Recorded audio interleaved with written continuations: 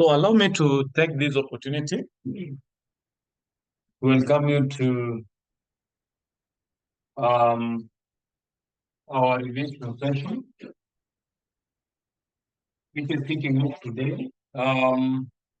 We are doing revisions from today up to the time of the exams. We are doing for the management accounting. We are also doing for financial management. We also work with we deal with the FM. We do for management accounting. We have advanced management accounting. Then we go to the taxes, right? Advanced taxation. We are going to be doing those sessions moving forward, and therefore you can just be able to reach me for you can just be able to reach me for um, uh, for consultation, and also how you can be able to join your classes for these revision classes, which we have already started today. Now, we are starting to do the past papers. I think we are done with our syllabuses. So I will be able to start with April 2024, moving backward um, to the period in which exam will be able to find us. Now, furthering on, I just want to introduce to you the April 2024. I know that the area many is covering um, many topics that you are concerned and you are waiting for preparation for your exams. But we will be able to cover as much as we can to make sure that you are well prepared for your exams. You are well prepared for your exams. So let me share the questions for April 2024, and we are going to be starting with the first one. We're going to be starting with the first question, where I can be able to see there, the examiner is asking you about the cost classification, right? And we know very well, the costs are normally classified to time, the behaviors, the functions, and the nature. This one I'll be able to share with you in my WhatsApp group. I'll just be able to share that handout, which classifies the costs. This is just something that you can be able to read by yourself, and you master how the classifications normally looks like, and what you need for you to score those 8 marks, which I can be able to see there. My concern is about you getting around, I can be able to see some 4 marks there, where the examiner is asking you about the concept of the ILO method, which is mostly applicable in topic 1. So allow me to read the question, and later on I'll just be able to guide you on how you can do the questions. So we have been told that the limited manufactures and sell mobile phones. The company's budgeted statements or the budgeted statements of profit or loss for the month of May 2024 is as follows. We have some sales which are given there, 1,200 units at 1,800, giving a total of 21.6 million. We have some costs there where we are looking at the production of 1,800 units at 18 million. The closing inventory, 600 units at 6 million shillings. Then we have some variable selling expenses there and the fixed selling and distributions.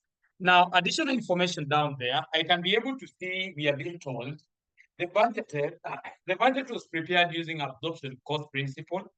And down there, we are being told in addition number 2, the budgeted production in May 2024 has been 2,000 units.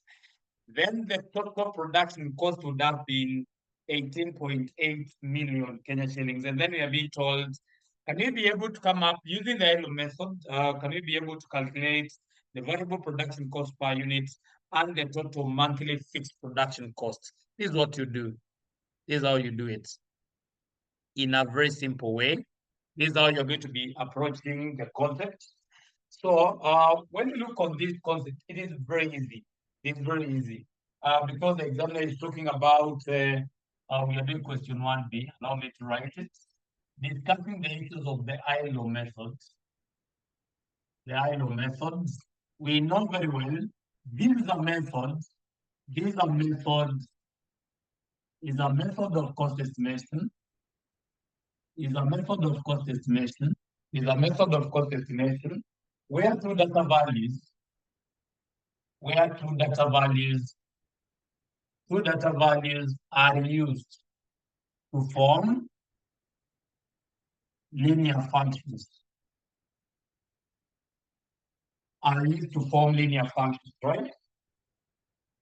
When you're looking at it, we are talking about two data values used. Two data values used. Okay. So the two data values are basically used to form a linear equation. So remember, we are just be using the highest and the lowest value, the highest and the lowest values.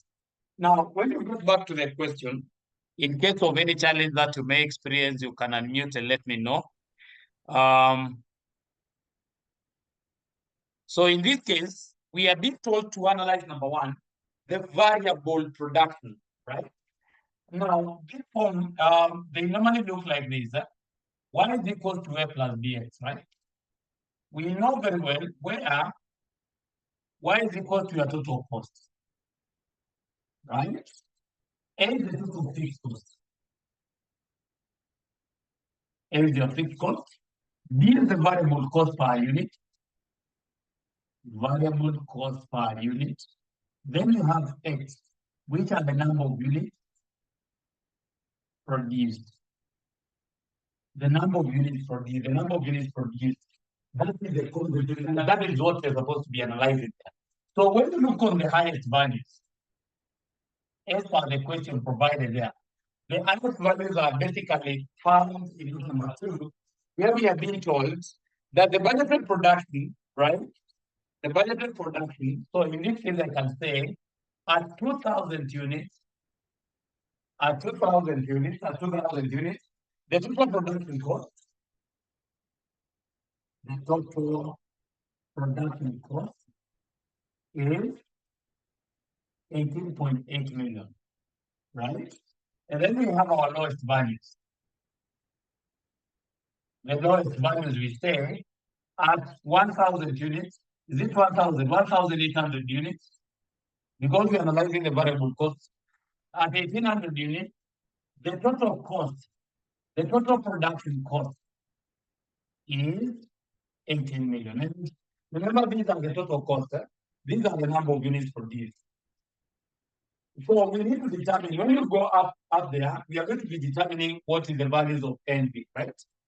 The values of NB. So allow us to use the equation, and we're going to be starting with the highest value. So I can say 18.8 million, which is equal to A plus. Now we take 2,000. 2,000 I will be there. The other one will be 18 million, which is equal to A. 1,800 B. We need to do an elimination. You remove one unknown, right? We need to remove one unknown there. We need to remove our one unknown so that we can be able to substitute it later. So in this case, when we subtract A goes, but here we are going to be remaining with 200B. 200B, which should be equal to what? Should be equal to 800,000. Should be equal to 800,000. Should be equal to 800,000. Divide both sides by 200. Divide both sides by 200 there. So our B should be equal to how much? Our B should be equal to 4,000 shillings. Is it 4,000 shillings? Yes. This is the variable cost per unit. 4,000 shillings per unit. 400 or 4,000 shillings per unit. This is that is the requirement number one. The examiner wanted you to get the value. What is the variable production cost per unit? The production cost per unit is 4,000 Kenya shillings. 4,000 Kenya shillings per unit.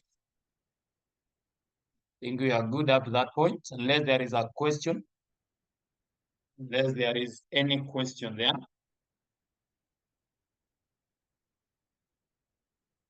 That is okay. That is okay. Then requirement number 2, this was number 1. Number 2, the examiner is asking you a very simple question, right? The examiner is asking you a very simple question down there. Examiner is asking you the total monthly fixed production cost. The monthly fixed production cost, that is the value of A. Now, you know your equations on how it looks like. You have 3 values, but you don't know the value of A. So in simple terms, can we be able to substitute? So substituting for A. Just the way you normally do your Hilo method, substituting for A. Allow me to use the first equation. And you're going to say 1.8 million should be equal to A plus 2,000. But now the value of B is here. The value of B is 4,000. I just need to multiply here by 4,000. So we can be able to say this should be equal to 18,800,000. This should be equal to A plus 8 million. It is not a must to use calculators on this. So 18,000,000 minus 8 million should be giving you A. So our rate should be equal to how much in Kenya shillings? How much would be the fixed production cost? Now, when you take the difference, you're supposed to be getting 10.8 million. 10.8 million. For those who are able to do that semester, and they did not make it, that is what the examiner wanted you to do.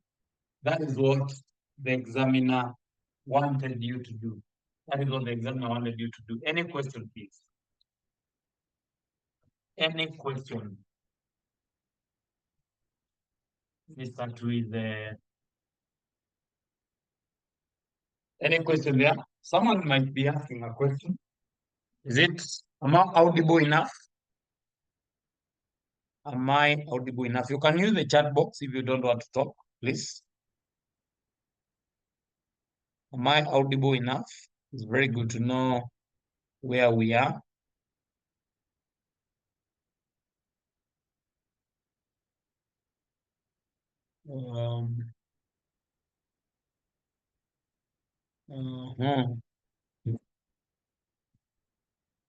Okay, so if we don't have a question, allow me to proceed. Allow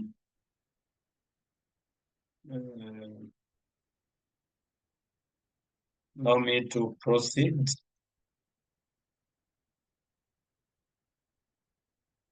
There is something there I did not look, but I will be able to look it later. I have been able, even I was not able to prepare that. Assuming that the budget of OJ Limited for the month of May 2024 has been prepared using the margin of costing principle calculates, I will just be able to come back there. I will back there, please. Let us go to question number 2B. And one of you should be able to read it. Let me see whoever should be. Stephen. Question 2B. I can be able to see A is asking you the roles of management accountant in an organization. The role of management accounting in an organization. These notes I have them. And because now you're becoming my students, I will be able to share the notes with you. I just want you to pass exams and we move to the next level. Now, someone read the question, please, Stephen.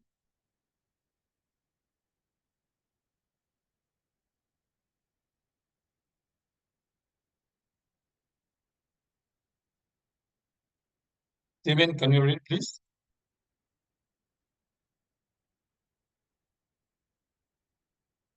If Stephen can't, let me see someone. Omar.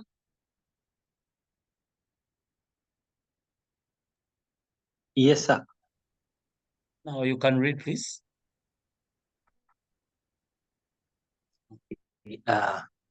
Dynamic Limited, manufactured bicycle. A company uses job costing to allocate costs to individual product provided to its customers. A company has 3 production departments, T, Q, and M. The company has commenced the preparation of its fixed production overhead cost budget for the next financial year and has identified the following costs: overhead costs, depreciation of 660 million, basic of apportionment of a net book value of equipment, indirect labor 900 million, director labor hours, repair and maintenance 110, 30% for T and 50% Q and 20% to M.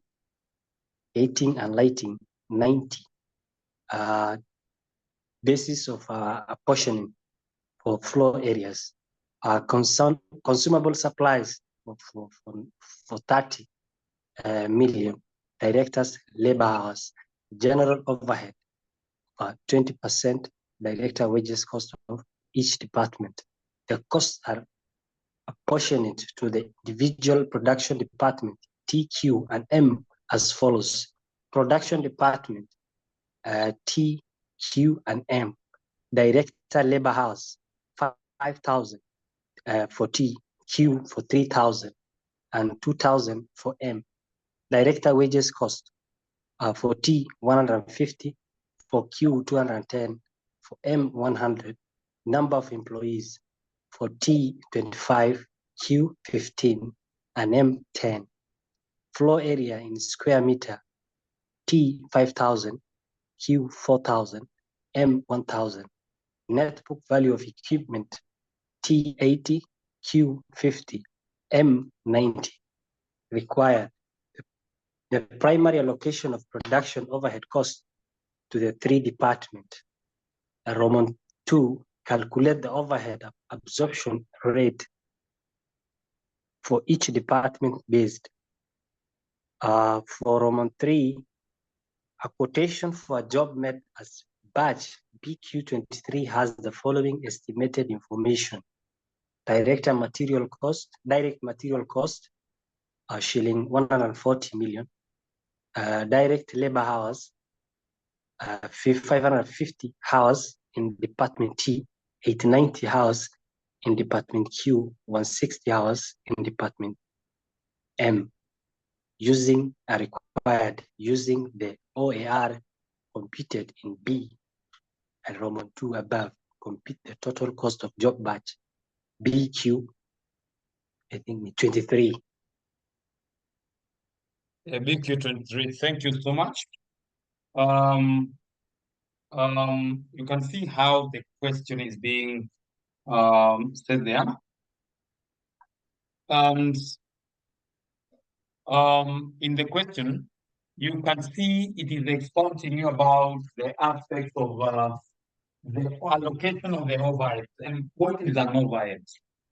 And when I look on this question, basically, we have to be understanding two things: the allocation and apportionment of overhead. When I look on the allocation of overhead, we normally say it is just a process of distributing the common expenses to all the sections or departments which they benefited from these departments or from these expenses.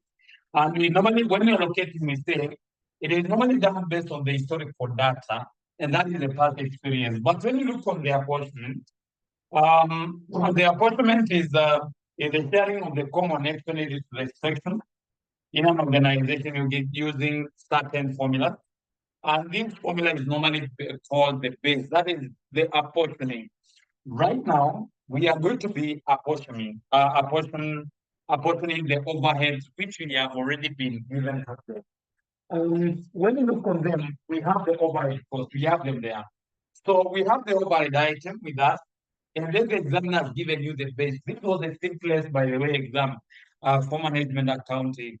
The management accountants should not be having such hard time to overcome this challenge. Now, from them now, because we have our base here, it is really critical for us to check on the aspects of the overhead absorption rate as how the examiner is asking on note number 2. And when you look on the overhead absorption rate, and we have to be looking on this.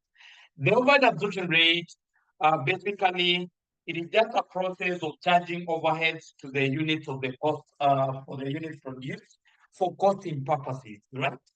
And when we are looking on the formula for the computation of OAR, that is the overhead absorption rate. Basically, we normally take the overhead, the total budgeted overhead, then we are going to be divided by the total budgeted units of the base. The base is just a method being used to absorption, which could be the units, time spent in production, and then we have the material cost there. In most cases, the overhead absorption rate is determined using the budgeted data and not the actual data because of the certain reasons Ella will be able to circulate in our WhatsApp group there. In our WhatsApp group, I'll just be able to share those reasons with some of you now. Now, in this case, when you look on this question, it is not something that is hard. Let me start by looking at where should we start now, right? Let me look at how can we be able to start the question. Now, this is question number 2B. Question number 2B. Question number 2B. Question number 2B there. Question number 2B, right? Now, the example is asking you the primary allocation of production overhead costs for the three departments, right? The allocation. The examiner is looking for the allocation of overheads. The allocation of overheads, right? Now, let us start by looking at this is how the format basically looks. We normally have the overhead item. The overhead items. We have our base. Okay, we have our base. Then we have our production here. We have our production departments. Our production departments here.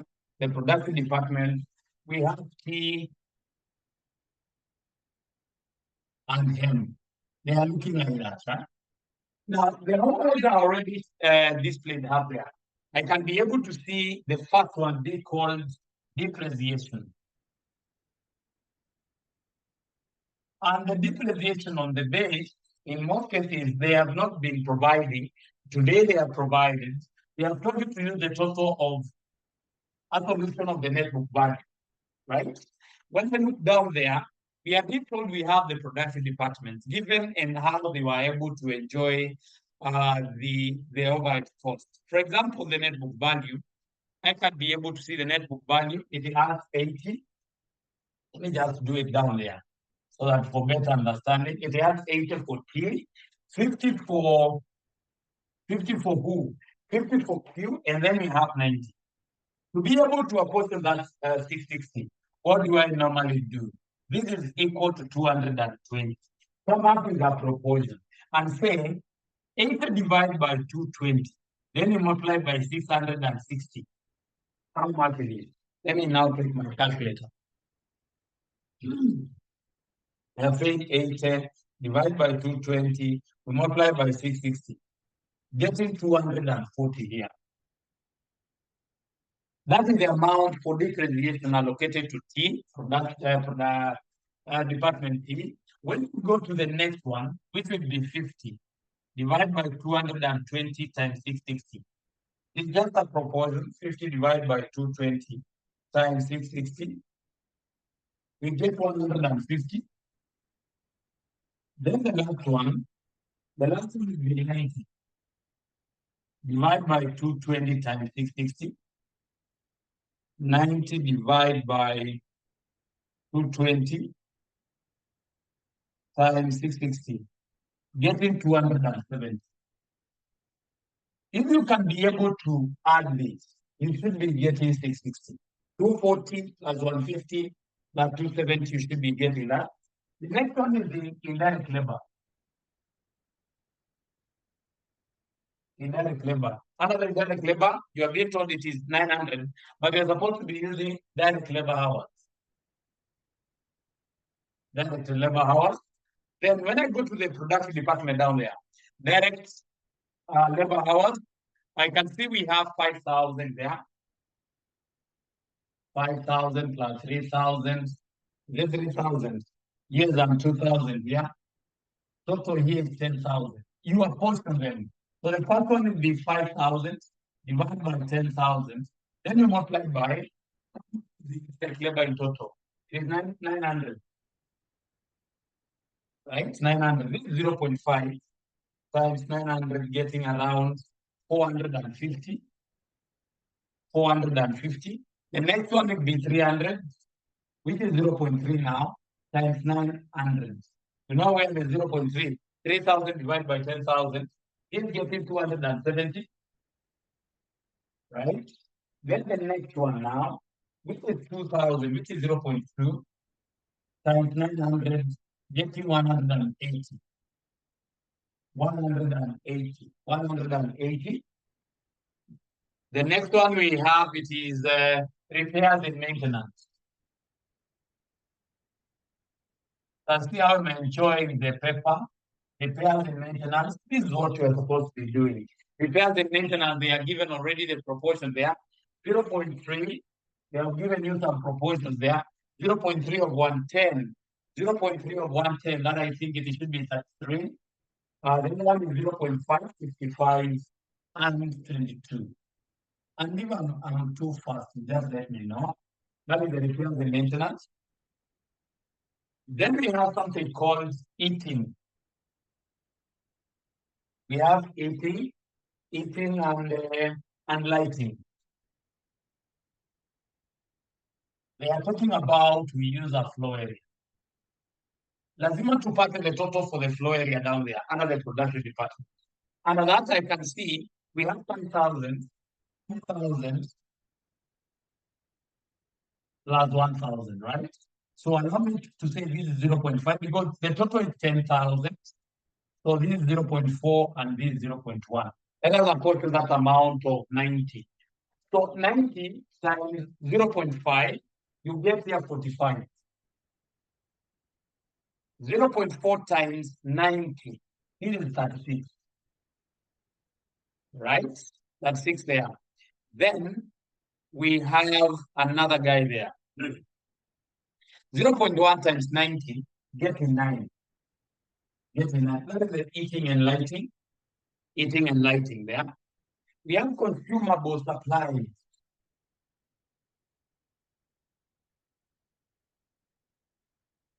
So under the consumable supplies, they are saying, can you be able to use the direct labor hours? The direct labor hours. The direct labor hours ilikuwa mahali. You are able to come up with they are here. 5,000, 3,000, and 2,000. That translates to 0.5, 0.3, 0.2. Okay.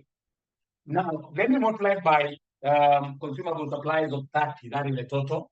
So 0.5 times 30, we get here 15. 0.3 times 30, we get here 9.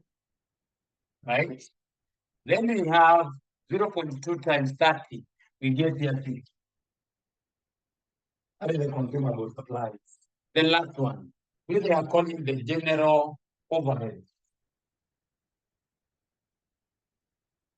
So how are they telling us to compute the general overhead? They are saying you should be getting it by taking 20% of the direct wages cost of each department. 20% of the cost wages of each department. Very simple. This is how it looks like. It should be 20%, for example, for T. 20% of what? 20% of the direct wages cost of 150. This one will get 30, right? Here they are saying 20% of the direct wages cost, right? That is the first one. 20% of the direct wages cost. The other one will be how much? Okay. 210 times 210, getting 42. Then the last one will be 20%. 20% you multiply by 100. You're getting here 20. Is it 20? No, it can't be 20. Is it 20? 20%. 20% of direct wages. Hesabu saa ingine ile rahisi ndio ina confuse 20 years. Now, for the viewer, is it possible for us to get the total overhead? So let us get the total overhead. So the total overhead, the first one we have 240 plus 450 plus 33 plus 45 plus 15 plus 45, getting 828. The next one will be 150 plus 270 plus 55 plus 36 plus 9 plus 42, 562. Then the last one will be 270 plus 180 plus 22 plus 9 plus 6 plus 20. This is something closer to 507. 507. Imagine that is a requirement. The first requirement which you are getting 6 months is around 6 months now. That is how the 6 months they are looking like. That is how the 6 months look like. Number 2 now, the examiner is asking you to compute the overhead absorption rate, for each department based on the direct labor. So in most cases here, we normally take the total budgeted overhead, right? And then we divide by the total budgeted area of the base. Our base today, the examiner is saying is the direct labor hours. So we take the total budgeted direct labor hours. The direct labor hours, right? The direct labor hours. Now, let's start with Department T now. Department T, which is having a total budgeted of how much? Am I getting the wrong figure here? How much is it? 4450. That is 345. So let me repeat there. 240 plus 450 plus 33 plus 45 plus 15 plus 30. 813. Please don't be spectators, please. So the first one will be 813. That is the total budgeted overheads. 813. We divide by the hours, the total budgeted direct labor hours. For T is 5,000. For T should be 5,000. Remember, this one we have limited to millions. Are we limited to millions? Excuse me, sir. Yes. How did you get that 813? You Sorry? said for 813. How did you get? This one. Yes, 813. Yes. I have just done the summation for T. How much is 240 plus 450 plus that 3, 45, 15, and 30? What is the total? 240, 450, 45, and 30. Sorry? You said 240. All of this. What is the summation? All of this. Yes. So it was not 828. It is not us. Previously, you said it was 828. The place of 813 previously was 828. Nilikuwa nimehali vibaya nikarudia. Okay. Yes. So this is 813 million. That is 813 million. This translates to Kenya shillings 162,600 per hour. 162,600 per hour. Remember, these are limited to millions. Remember, these costs we have allocated there, under the overhead costs, they are limited to millions. That is for T. For Q now, we take 562 million. We divide by the total budget, the direct labor hours of 3,000. So 562 million, we divide by 3,000, getting something closer to 187,343 per hour. Yeah, that is for Q. And for M now, M will be 5 or 7. You divide it by the direct labor hours of 2,000. If you are not understanding, allow me to explain further. This is 253. 253, 500 per hour. 253, 500 per hour. That is the overhead absorption rate for each department. I think we have given that point. Are we together? Are we together? I'm alone here. Okay. Lucy, are we together?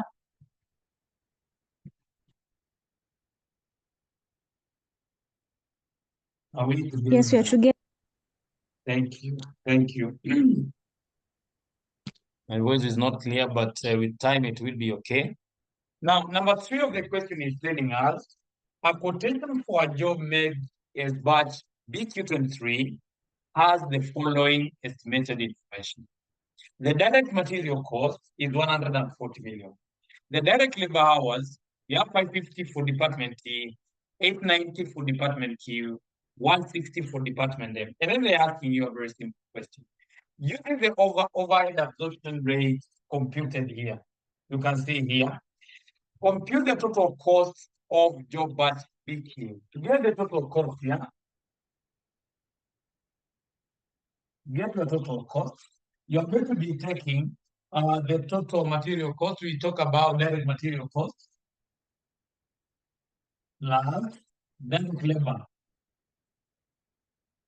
right? Direct labor cost. The direct material cost we are given. We have already given you 140 million. 140 million, right? Then I'll get the direct labor cost. The direct labor cost. It means we are going to be taking the hours provided there. We multiply by the overhead absorption rate. So we start with the T, Q, and then we have M. For T, we had 162,600. So we just say 162,600. For Q, we have 187,343. Then the last one is 253. Then all of these, we multiply by what? We multiply by the direct labor hours provided there. We have 550.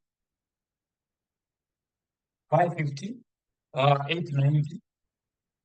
Then the last one we have 160. 160. So the first one we have 162,600 times 550. We get 89.43. Allow me to write it like that because of this. 89.43 million. The other one would be 187,343 times 890. We are getting something closer to this. 156. Let me see whether you are seeing everything. Okay, 156, 156, 726, 726, 37, 37. It looks like that. You'll just be able to make your adjustments. Then the last one would be 253, 500 times 160. Getting 40.56. 40.56 million. 40.56 million. Okay, very simple questions there. So when it looks like that, exam asks you a very simple question. He asks you a very simple question, right? What is the total cost for that BQ? What is the total cost? So in this case, allow me to do the summation here. How much is the summation down there? So it means it is 89.43 plus 156.726, 37 minus 40.56. Getting 296, 296.71, 637, 71,637. Now, let us get the total cost for job BQ. BQ23, job BQ23. The total cost now, we are going to be taking 140 million. We add 296, okay, 71, 716, 370. That's simple. We get something closer to 436, 436, 716, 370, 370, 370, 370. And that is how the question should have been done.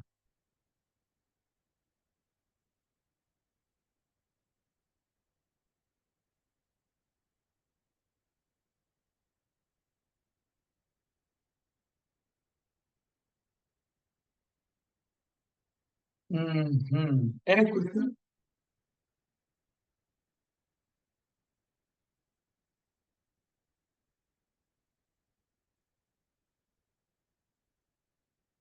Any question? Any question? There might be a problem somewhere. Let me see. 296.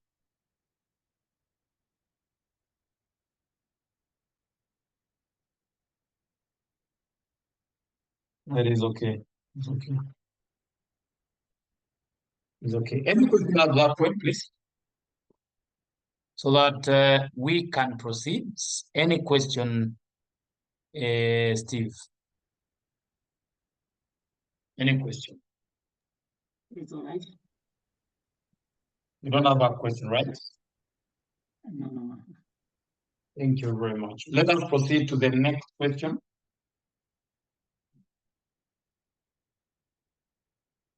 Just be able to share this video. Just be able to share the video with you. Just be able to share this video with you. The next question now, it should be question number 3B. Part 1. Question 3B. Let me share a question there so that Lucy can read for us.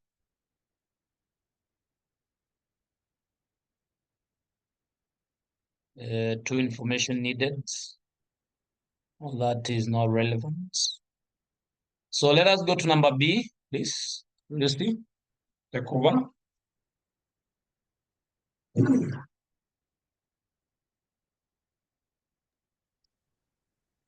Question 3B. Yes.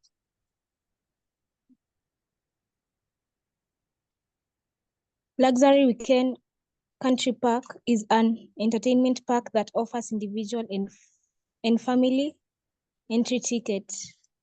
The tickets include a meal, 3 types of beverage, and unlimited use of the swimming pool.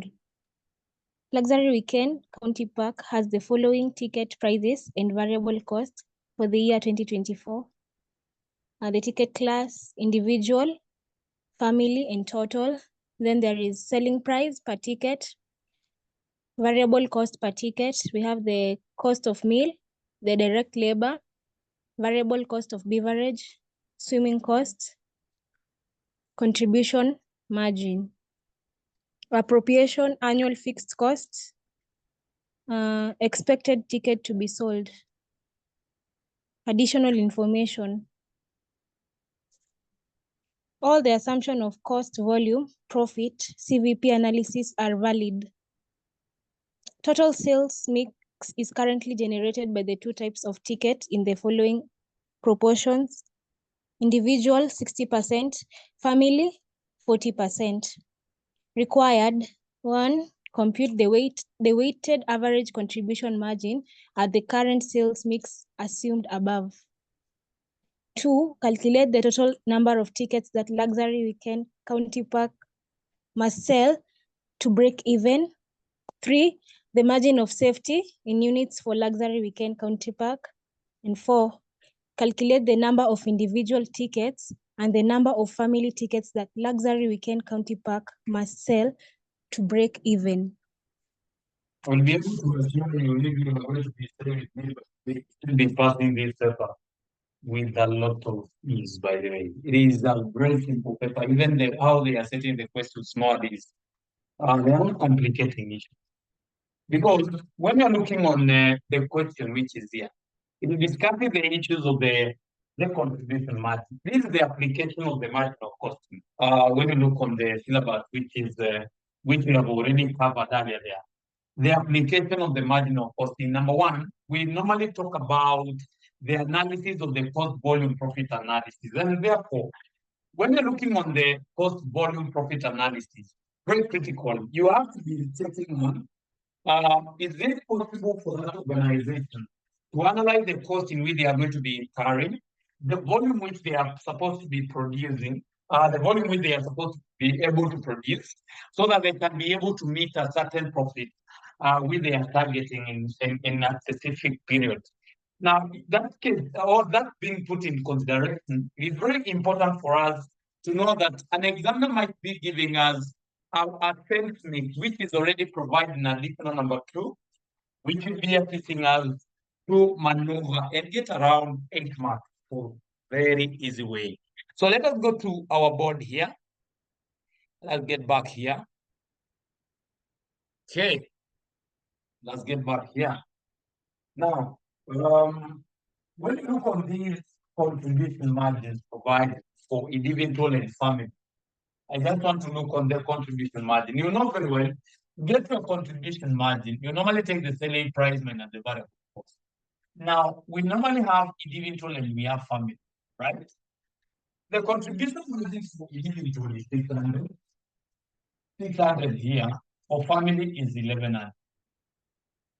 You have these two. Okay. Now, the sales mix proportion provided, the sales proportions provided, we have individuals and we have family. So for individual, we have 60%. And for the family, we have 40%. For family, we have 40%. Correct? Now, the examiner is asking us a very simple question. Can you be able to get the weighted average? Weighted average. And you'll be able to get the weighted average contribution margin.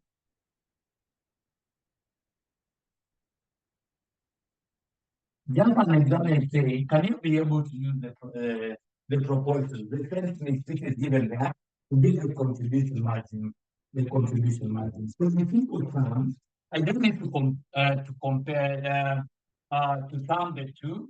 So the first one would be 0.6 times 600 plus 0.4 times 1100. So how much is it? 0.6 times 600 plus 0.4 times 1100. So the contribution margin of ours, this should be in chemistry, by the way. The contribution margin is 800. And I think this is practical. The contribution margin, sorry, for that, that is per ticket. That is the contribution margin per ticket, because they are asking complete the weighted average margin at the current sales mix assumed above. Then number 2, they're asking you, calculate the total number of tickets that Luxury Weekend County must sell to break even. right? To break even, right? There is only two things which you need to be putting into consideration here. When you're looking at a break even, let me put it here. That in units, right? We normally take the fixed cost, we divide by the contribution margin. The fixed cost is divided by the contribution margin. And when I look at the question up there, the total apportionment annual fixed cost, we are given at 7.5 million. Right? And then the contribution margin, we are going to be using this weighted average contribution margin of 800. So how many tickets do we require to break even? Right? To break even is the point where you normally say, kabiashara kamejisimamia. Right? Kame break even, kamejisimamia. Akaniitishi pesa. That is what the aspect of the break even point comes into use. So 7,500,000 we divide by my answer, getting 93.75. We need to save just 93.75 tickets. We just need to save 73.95 tickets to break even. This is what just we need to break even. Number 3, the examiner is talking about the margin of safety. I normally call it MOS, the margin of safety. I just want to give you what is a margin of safety. Just 1 minute. I just want to give that definition because I know the margin of safety nowadays the examiner is asking it more in most cases. Margin of safety, right? The margin of safety, we can say the margin of safety, it is the excess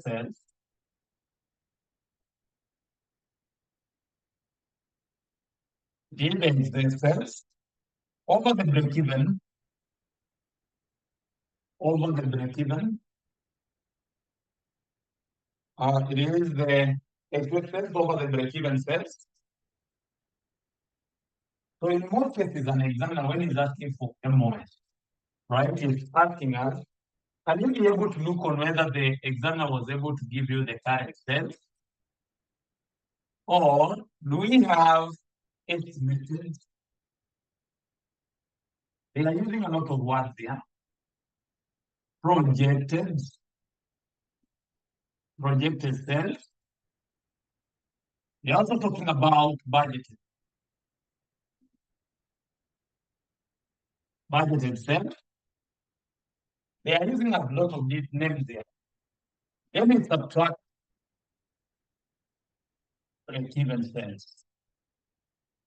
You subtract your break-even sales there. You subtract your break-even sales. So how much is the margin of safety? So when I look on the question somewhere, down before the additional information, the examiner is saying the expected tickets to be sold. The expected. Expected. You can also put it. So the expected tickets to be sold for both scenarios is 10,000. Then we subtract the break-even sales which you have gotten up there, which is 93.75. 93.75. So how much it is? How much it is? How much it is? So I just need to say 10,000 minus 93.75, getting 625 tickets. 625 tickets. Remember, an examiner might be asking you the margin of safety in shillings.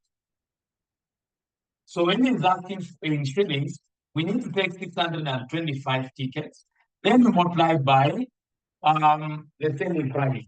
The selling price for one is 600 plus 1100. That's total to 17. So 625 times 1700, getting 1062. That is just how you normally do. 1062, 500, 1062, 500, 1062, 500. That is how easy it is. The margin of safety in shillings. You just multiply the selling price. Multiply by the selling price. Someone might be asking, why are we not multiplying 11? Because this is for the total company. It is not for the individual. This is for the total. So this is the total. That is how you normally calculate the margin of safety. Number 4 now. Number 4, calculate the number of individual tickets and the number of the family tickets the luxury weekends county park must sell to break even, right? How much can they be able to sell? In that note, we can be able to write a small note there.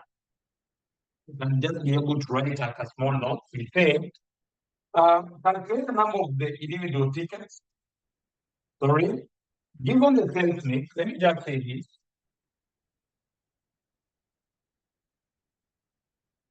Given the sales mix, we need to distribute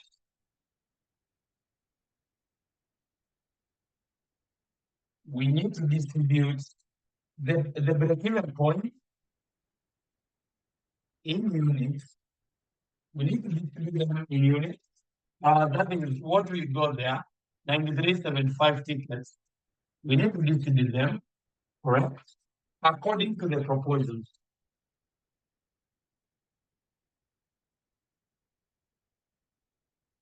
According to the proposals. So, for example, for the individual, we are going to be taking the proportion, which is 60%. We multiply by 9375 tickets. Then for the family, we do the same. The family takes 40%. Then we multiply by 9375. How many tickets do we have? How many tickets do we have? How many tickets do we have? So 0.6, we multiply by 9375. This is 5625 tickets. Then the other one is 40%, 0.4, and then it's 9375. Get me that 750. That's 750 tickets. That's 750 tickets. That is what you are required to do. That is what you are required to do. And you should be having 8 marks by just doing a small. In management accounting, the workings, they are very, even zinakaanga unashuku. Is this sure? Am I sure I'm doing the right things? Am I doing the right things? That is how a man normally makes the students start doubting themselves. Okay. Do you have any question? Ama, you will be able to ask when you shall pass through the video once again. No problem. No problem.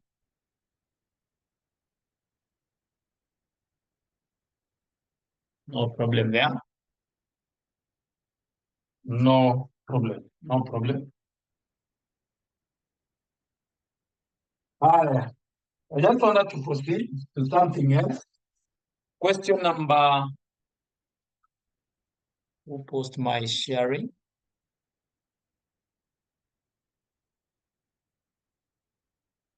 So, that is question 3C. Question number 3C.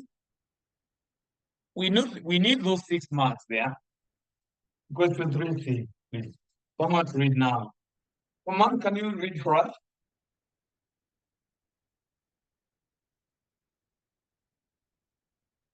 Omar, Yes, sir. now you can read for us, please. Okay. Ufanisi Enterprise outsourced one of its raw material branded Oxla externally. The annual sale demand for material Oxla is 30,000 units. The company is planning to switch its purchasing system to a just-in-time purchasing system to improve efficiency. The following information is provided: current system and proposed system. Purchase cost per unit, shilling 4,000, which is current system, and for proposes 400. Ordering cost, an inventory holding cost. Additional information: 1, inventory holding cost per annum is given as is given as a percentage of a purchase cost per unit. Under the proposed GIT system, the company does not hold any inventory whatsoever. 3, the reorder quantity under the proposed GIT system is 4,000 units per order required. Advise the management of Ufanisi Enterprise on whether or not to switch to the proposed system.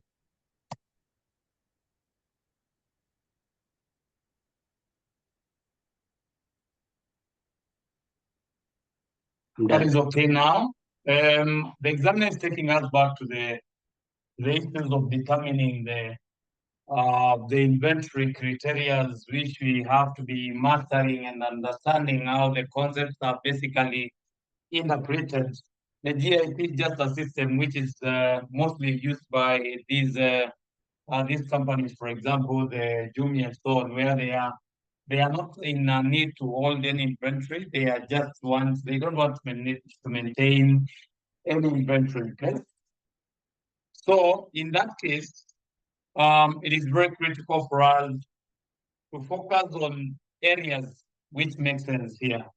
And when we are doing this question, the first thing we have to be computing the total cost. Right? We have to be doing the total cost. This question is risky. So to get our total cost very well, you know what takes your holding cost plus ordering cost plus purchase cost, right? There's a formula we are going looks like this. HC times Q over 2 plus CO times D over Q plus P times D. So let us start with the current system, right? And we are going to be starting by computing our reorder quantity. So how much is our reorder quantity? Which is our AOQ. We normally take 2 DCO, you divide by 80. What is our annual demand? I can see as for the question, under the current system is 30,000. 30,000 there. Right? The annual demand is given 30,000 up there. We have the purchase cost per unit. Our P here is given as under the current system 400. Ordering cost, we have been given how much? 80,000 for current. Then we have another thing there, the holding cost. The holding cost, we have been given 12% of the purchase, right? 12% of the purchase, 12% of 400. So how much is that? 12% of the purchase. 0.12 times 400. Getting 48. 48. So in this case, I just come here and I say, we are just taking 2 annual demand of 30,000 times CO of 80,000. We divide by HC of 48. So how much is the reorder quantity?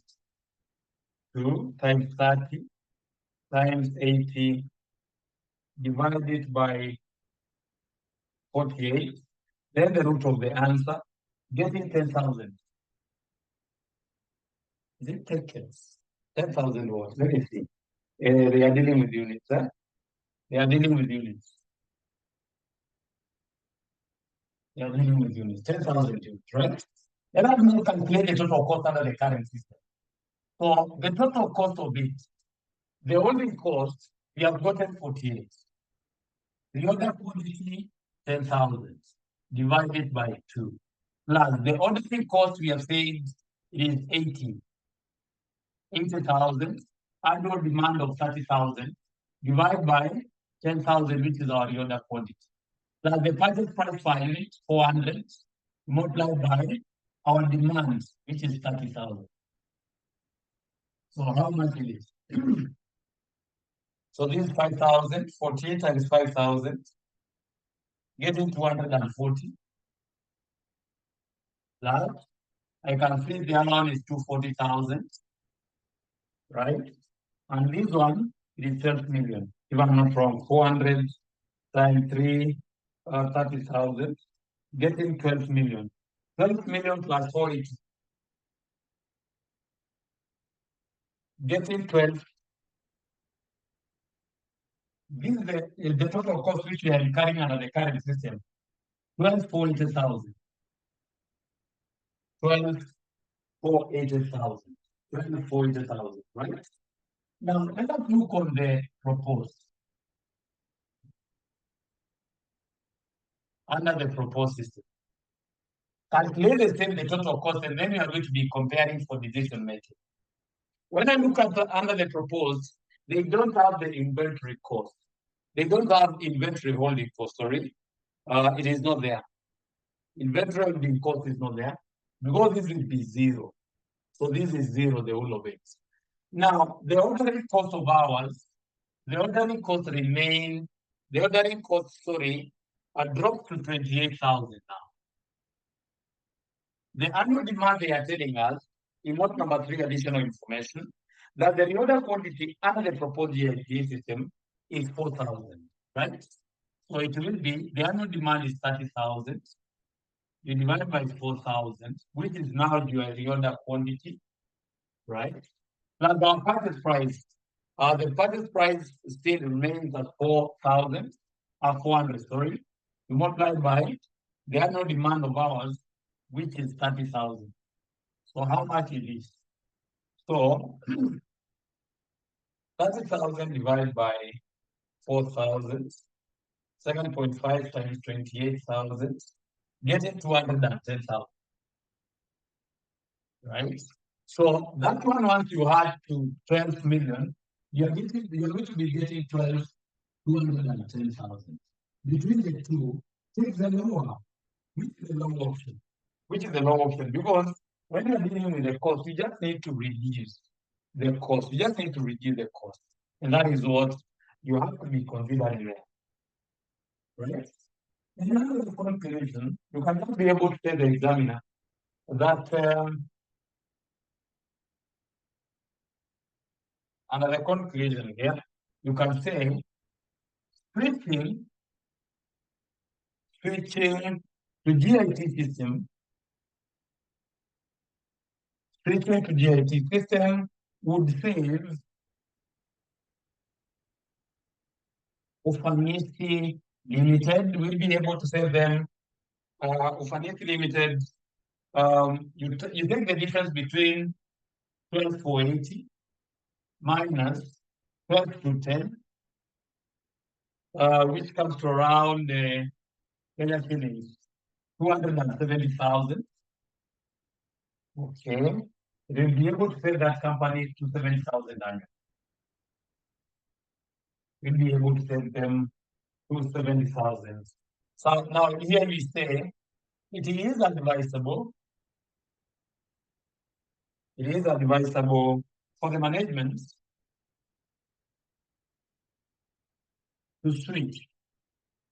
For the management to switch to the proposed GIT, switch to the GIT system to improve efficiency and reduce some cost, and be able to reduce some cost there, and be able to reduce some cost, there. Now you have to get at that point. That is just the criteria which you can be able to use when you're dealing with the issue relating to the inventory. That is how you should be able to solve the question. Do you have a question, please?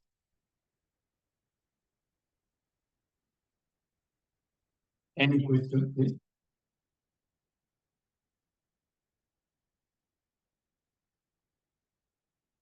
Lucy, is everything clear? Yes, everything is clear. Thank you very much. Now, the next question that you're supposed to be doing, because we cannot be able to finish, I have seen there is this question doesn't need any rush. Question number 4. Now, I know it's an area students need a lot of elaborations. Allow me just to leave it. I will do it later. I'll do it in our next section, which we shall be having slowly for better understanding. So let me do number 5. Number 5. Someone read number 5A. Number 5A.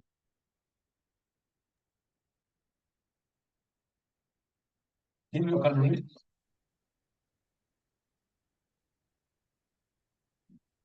Go on. Rock Limited uses a standard absorption costing in its operations. The following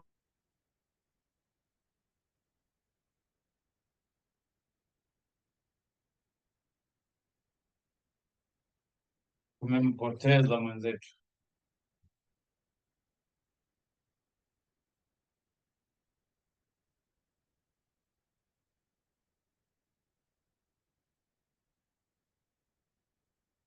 Lucy, can you go on, please?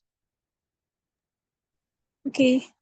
Hawks Limited uses a standard absorption costing in its operation. The following information is provided by the cost accountant.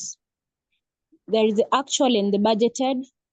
Have the selling price per unit in shillings, variable cost per unit in shillings, output and sales in units, and total fixed overhead in shillings required, the sales price variance, 2, sales volume profit variance, and 3, fixed overhead volume variance. I do like the aspects of the interpretations of the variances. Thank you so much, Lucy. When you look on the interpretations of the variance, we normally talk about the favorable. The favorable, you are very happy. Adverse, you are not happy for the decisions that we made, or the economic situations which made the organization not meet what we budgeted. For example, if we budgeted to sell that 100, and then that is the selling price, that 100, then we end up selling at 26. Remember, we are not happy. We wanted to get more, but the economic situation denied us not to sell at 26 and at that one, but we sold at 26. We are not happy. And that may vary. When you're analyzing the variances, that becomes an adverse analysis.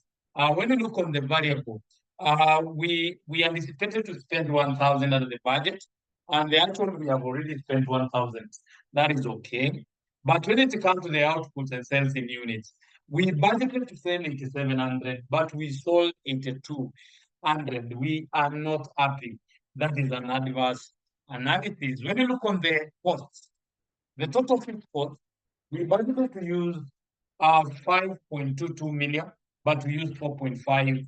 It means we have saved, because that is a cost. When you save, it means that becomes an income to the organization. So allow me just to take you through this. It's just as simple as how you see it. As long as you understand the formulas, variance analysis is one of the easiest areas you should be not worrying about. Let us start with the number 1, the sales price variance. We have said we normally take the budgeted price, right? The standard, sorry, it should be the standard price minus the actual price, right? The actual price. Then you multiply by the actual quantity. The actual quantity. That is the formula. So what is the standard price? We budgeted to use what? When you look on that question, the standard price is at 100. But we sold, the actual price we put there was 2,600. Okay. Then we multiply by the actual quantity. How much is the actual quantity? The actual quantity is 8,200. Okay. Are we happy? No. Let us see how much money we did not recognize at this point. So that 100 minus 2,600, we multiply by 8,200, getting 4.1 million. and then you normally put A there. To me, this is an adverse. You are just saying these are negative values. Someone might be asking me, how is it negative, right? It's negative. You budgeted to get a salary of 3.1 million. Compare with 2.6. You'll go home very disappointed. It doesn't mean that you have not been given the salary, but you are not satisfied with whatever you are given. Now, the second requirement here is about the sales volume variance. Now we are discussing about the volume. The volume to sell. So in this case, it means we have to be looking at the budgeted quantity, right? The standard quantity, sorry. The standard quantity minus the actual quantity multiplied by the standard profit. We normally multiply by the standard profit there. Okay. So you have to be looking at, does this example given you the standard profit? Okay. Have they given you the profit? We say to get the budgeted profit, we were looking at to sell the selling price of the budgeted. We look at it. The selling price for the budget was at 100 minus 1,000, which is the variable cost, right? So it means the standard profit of ours was 2,100. 2,100. Now, the standard quantity are given there. When you will be able to come across a question when they are not provided, I'll show you how to calculate them. The standard quantity is 8,700, right? The actual is 8,200. Then we multiply by 21. We wanted to sell more units, but we sell less. We are not happy. So in this case, it is 8,700 minus 8,200, right? We multiply by 2,100, getting 1050. 1050,000, which is adverse. Now, the third and the last question, we are looking on the fixed overhead of volume variance. Fixed overhead volume variance, sorry. So we are looking at the volumes. So we are going to be taking the budgeted units minus the actual. We multiply it by the budgeted fixed cost per unit. The budgeted fixed cost per unit. Now, the budgeted units were how much? We budgeted to sell 8,700. Are we together? Those are the budgeted units, right? The output and sales, they are the same, minus the actual, which was 8,200. Then we multiply by, we have the budgeted fixed cost. We say no, but we can be able to get it.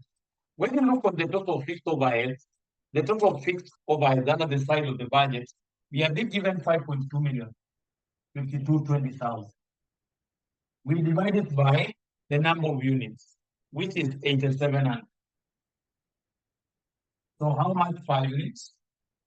52,20,000 divided by 8,700, getting 600 per unit. So you multiply here with 600. So this is around 500 times 600, getting 300,000. 300,000.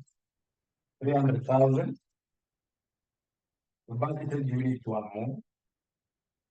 So this is adverse.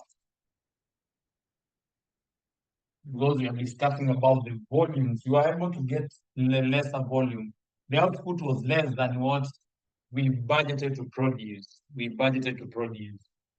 Now I can see that the examiner is asking you a flexible budget is not being more appropriate for control purposes than a fixed budget. You'll be able to distinguish what is a fixed and flexible budget when I give you the notes. And those are free marks. Never leave any theory unanswered. Never, ever. Hatari muandike safari. Never leave any theory unanswered in this computation. Number C and the last one, please. Someone read. Part C. Part C of the question.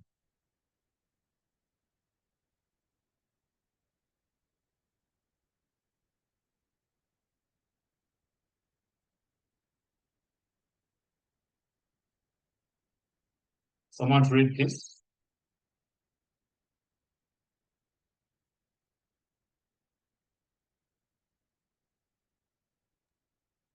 Question 5C. The following information relate to the projected activities of Detrict Ltd, a local manufacturing company for the year 2024. For January, wages, material purchased, overhead costs, sales. January, for wages, 18,000, material purchase, 60,000, overhead costs, 30,000, sales, 90,000. February, likewise, March, April, May, June, July, August. Additional information. 1, it is expected that cash balance on 30th April 2024 will be shilling 66 million. 2, wages are paid within the month they are incurred. 3, creditors for raw material are paid 3 months after receipt. 4, debtors are expected to pay 2 months after delivery. 5, included in the overhead figure is shilling 6 million per month, which represent depreciation. 6, there is a 1 month delay in paying the overhead expense. 7, 20% of the monthly sales are on cash basis.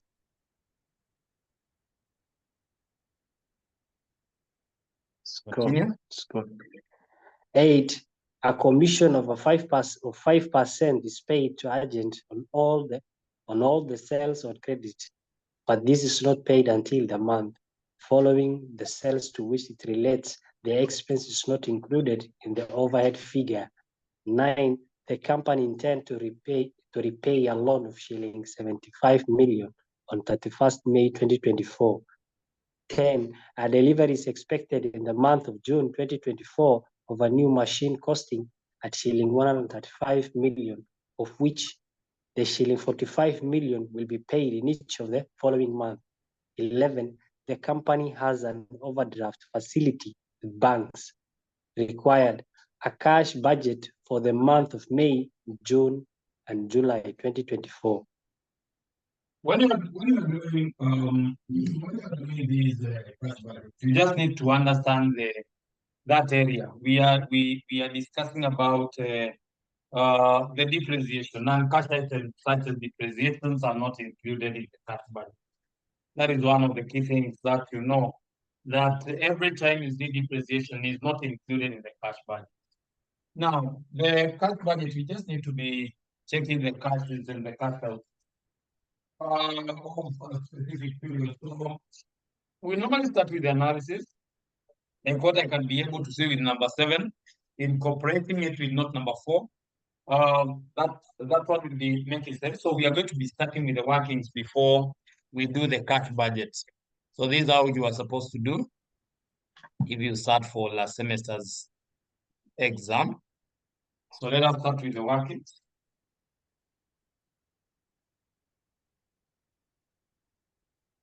We start with the workings. We start with the workings there. Now, when we look on the workings, we are going to be placing our marks, all the sales. So we have January, February, March, April, May, June, July, and I think we are reaching to August. The August will be in the last 2 years. Remember these ones, they might be thousands and so on. So let us take our sales here. We take our sales. The sales, we have 90.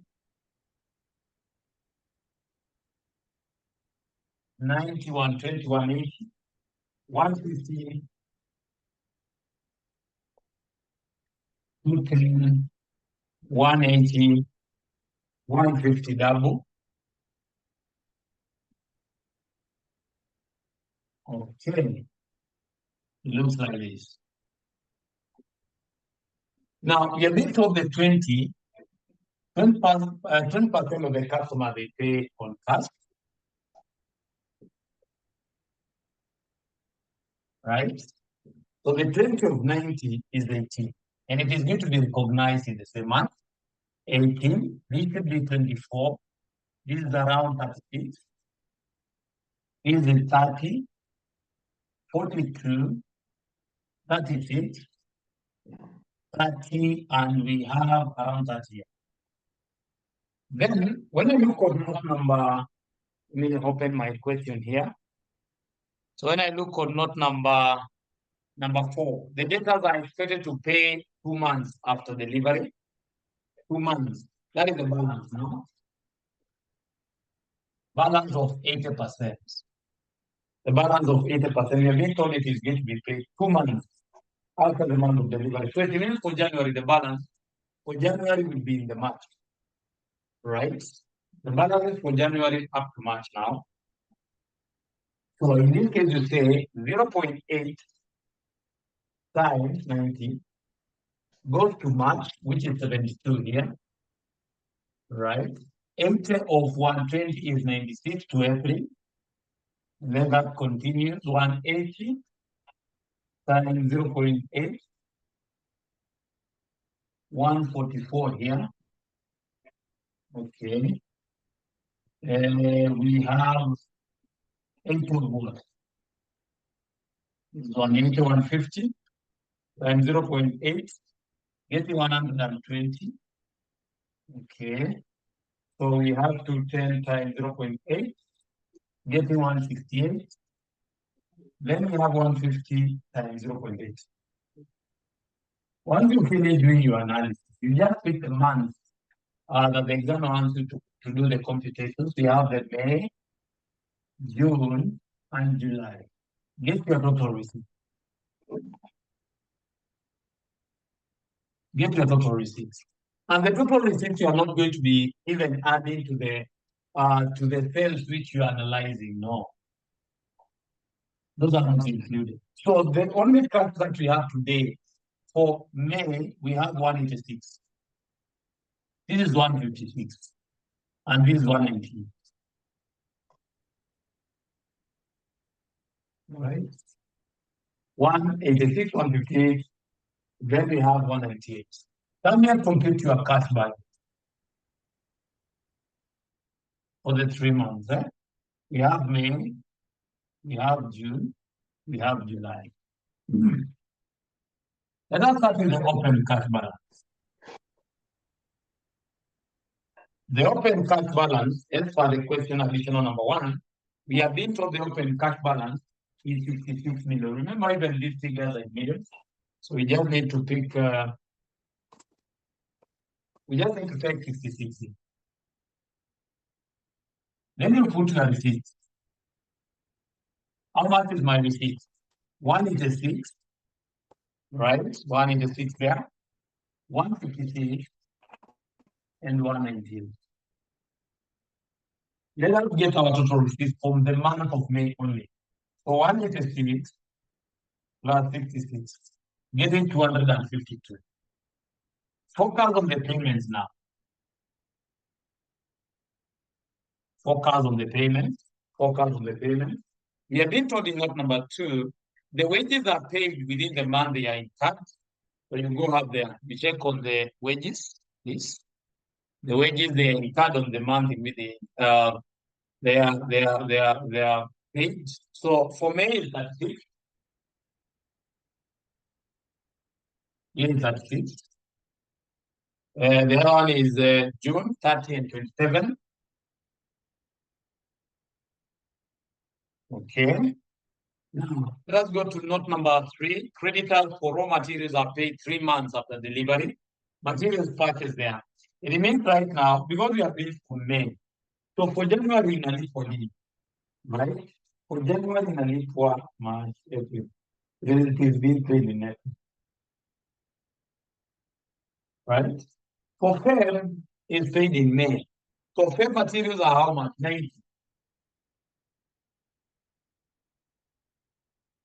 So here we have 90. For March, June. So for March, June, 75,000. And this is 105. That is 105, right?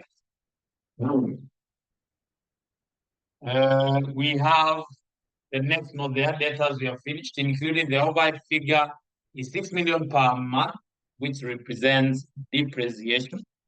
So, for example, what are they talking about this? In note number 6, how are we paying this? We have been told there is a 1 month delay in paying the overhead expenses. Now, it means for April is paid in May. So when we talk 42 for April, 42 for April minus 6, so the overhead for May, which you are going to be paid, should be 36. Okay. Then the overhead for May we do on June, and they are amounting to 54 minus 6 for depreciation, getting here 48. Then the other one for June, it goes to July, which is 48 minus 6, getting 42. Getting 42. Those are the overheads. In note number 7, 20%, we have worked on that. Note number 8, we have been told about our commissions, which we are told these commissions are 5%. The commissions are 5%. It's paid to agents on all the sales on credit, but this is not paid until the month following the sales of which it relates. Now, let us look at the commission is paid the following month. For example, the 80% of April is how much? The 80% of 150, because it discusses about the credits. So it will be 80% of 80% of 150, because they are paying on May, of 150 times 0.05 now. The 5%, right? Times 0.05. This one you are getting 6. That one is 6 commission. The other one for May, right? 210 times 0.8 times 0.05, getting 8.4. Then the last one will be 0.8 times 1 liter for June times 0.05, getting 7.2. 7.2, that is the commission. Then we have loan repayment.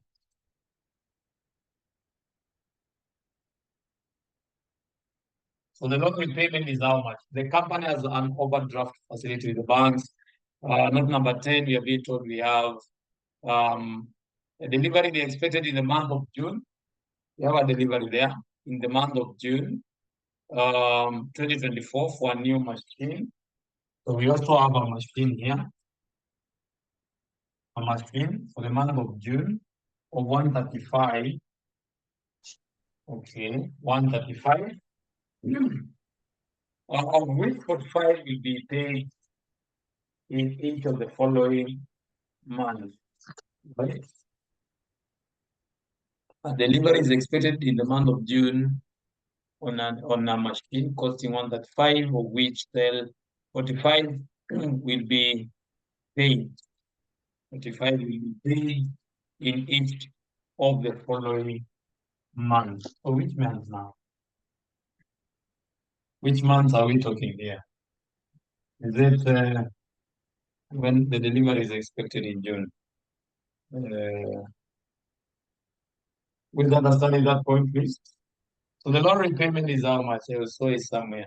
The loan repayment in note number 7 was 75 here. With understanding that point. Oh, yeah. Let me check connect for you.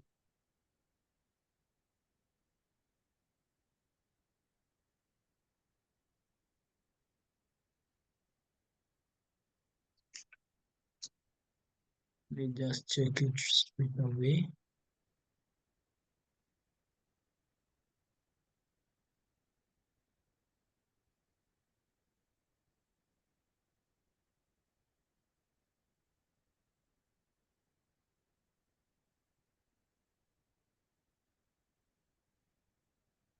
Someone is greeting me here. Payments to be made in July and August.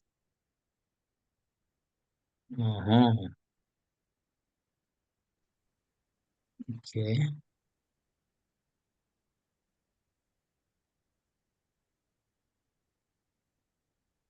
That might be true.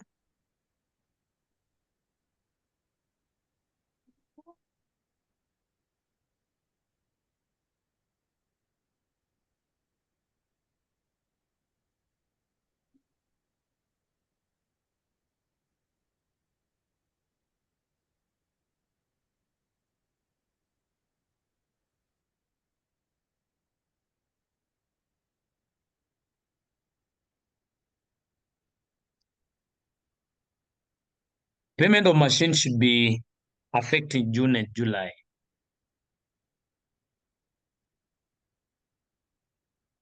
It should be affecting June and July because we're being told that it will be paid in each of the following months. So the machine will be here. Sorry, here. So here is 45. And here we have 45. Okay. Let us have our closing cash balance. Right. I don't know whether it will be able to fit and whether you'll be able to see. Okay. Let me try to make a small adjustment there.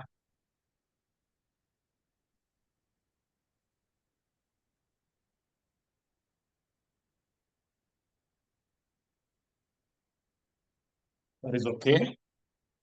So it should be 252 minus 36 minus 90 minus 36 minus 6 minus 75, getting 9 here. This 9, that 9 is a closing cash balance for the month of May.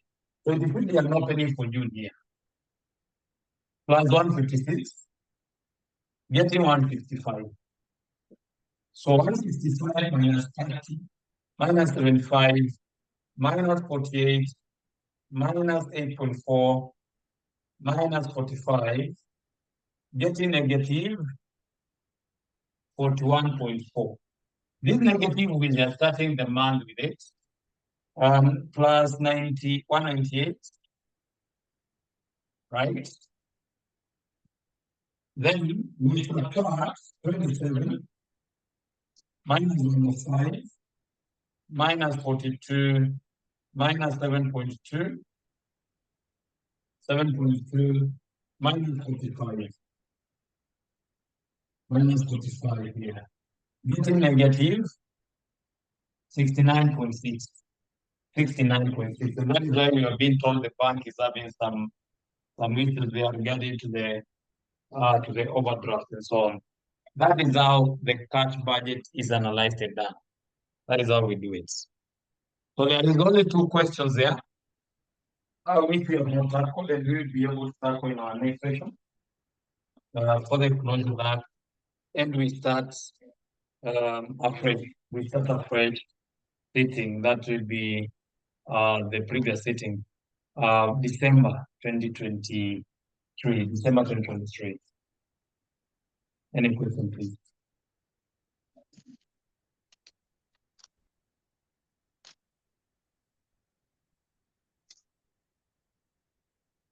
Any question, please?